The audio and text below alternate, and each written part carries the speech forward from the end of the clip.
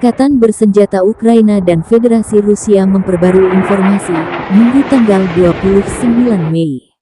Dari pihak Ukraina dilaporkan, memasuki hari 95, sebanyak 150 tentara Rusia dieliminir dalam 24 jam terakhir.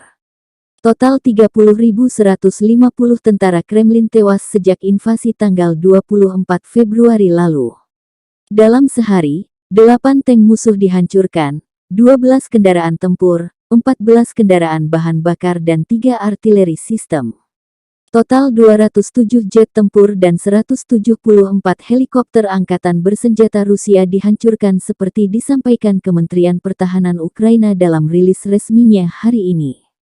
Dari pihak Rusia, juru bicara militer Rusia Majen Igor Konasenkov menyebut operasi taktis, militer dan penerbangan tak berawak mengeliminir 2 pos komando, serta 53 area konsentrasi tenaga kerja dan peralatan militer Angkatan Bersenjata Ukraina.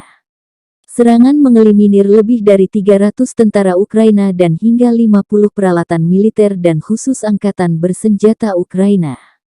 Pertahanan udara Rusia telah menembak jatuh 1 pesawat Su-25 Angkatan Udara Ukraina di dekat Novogrigorovka, wilayah Dnepropetrovsk, di udara.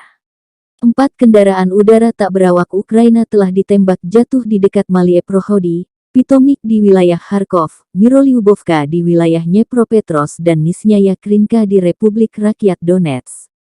1 roket ganda Smerk Ukraina telah dicegat di dekat Malaya Kamisevaha, wilayah Kharkov. Terima kasih sudah nonton, jangan lupa like, subscribe, dan share ya!